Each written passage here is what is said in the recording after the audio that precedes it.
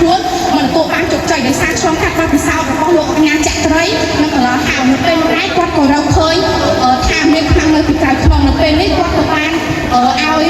កងទ័ពទាំងអស់អូនសេចបញ្ចាចងគាត់ហើយបើសិនបានអ្នកណាមិនធ្វើតាមទេគាត់នឹងត្រូវសម្លាប់ចោលពេលនោះដែរមើលចៃចម្រាក់ហើយនឹងក្រុមបពុរតីទៀតគឺអត់ធ្វើតាមអ្នកចូលជាប់នោះទេគឺធ្វើតាមចំណងចិត្តរបស់ខ្លួនដោយសារគិតថា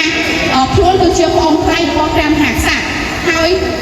ចំណែកឯមុខបញ្ហាទី4វិញគឺគេនិយាយអំពីស្នេហារវាងអ្នកចូលជាប់និងជំទាវសែនតាមរយៈដំណើររឿងយើងឃើញថានៅពេលដែលចូលមានបានស្រាប់ទៅដែលចូលជាប់នោះក៏បានចាប់ចិត្តស្រឡាញ់ជំទាវសែនប៉ុន្តែជំទាវសែននោះគឺអត់បានស្រឡាញ់ចូលជាប់ទេដោយសារគិតថាចូលជាប់នោះគឺជាសិស្សរបស់ផ្ទៃខ្លួនប៉ុន្តែនៅពេលនោះដែរដែលចូលជាប់នោះក៏បានលួចកាន់ចម្ដារបស់ជំទាវសែនទៅធ្វើជារូបបដិមាហើយនឹងដែលចូលមាននៅពេលនោះដែរក៏បានប្រឡប់នៅភេកបនមួយដែលហៅឲ្យជំទាវសែនបានចូលរួមនៅពេលនោះដែរជំទាវសែនក៏បានសំពះនៅរូបបដិមានោះហើយនៅពេលនោះដែរដែលចូលជាប់ក៏បានជំទាវសែនថារូបបដិមាដែលសឿងរេនផ្ដល់ជានតិការលំអនិងសួរសំណួរមកកាន់បេក្ខជនសូមគោរពអញ្ជើញបាទអរគុណសេលីនចំពោះការបកស្រាយបានល្អអរគុណលោកគ្រូចា៎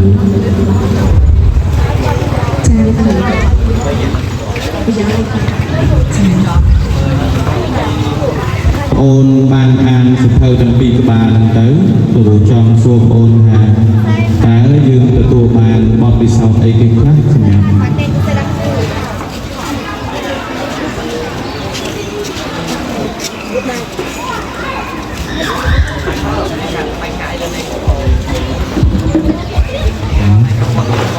បាទឥឡូវសូមសួរម្ដងទៀតទាក់ទងជាមួយនឹងការបកស្រាយសៀវភៅទាំងពីរក្បាលគឺសៀវភៅទី1រឿងតេជោយ៉តសៀវភៅទី2ប្រយោជន៍នៃការអានចឹងહુંចង់សួរបងអូនថាបន្ទាប់ពីបងអូនបានអានសៀវភៅនេះហើយទទួលបានបទពិសោធន៍អីគេខ្លះពីការអានសៀវភៅទាំងពីរក្បាលចាអរគុណលោកគ្រូសម្រាប់សំណួរចំពោះសៀវភៅទី1ដែល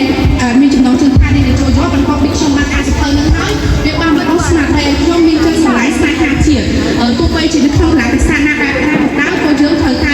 មានទឹកចិត្តស្រឡាញ់ស្នេហាជាតិមិនត្រូវធ្វើជាជនវត្តដូចឆ្លើយចៃចម្រាក់ហើយនៅបាក់ពួតរបស់ទេហើយទី2នោះគឺឲ្យយើងចាស់ដោះស្រាយបញ្ហានៅពេលដែលយើងជួបប្រទះអំពើរត់ទឹកទេចេះស្ដាយតាមរយៈគូអងដែលចូលមាននិងចរជាដើម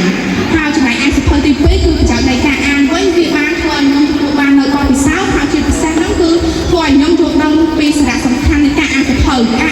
មិនមែនជា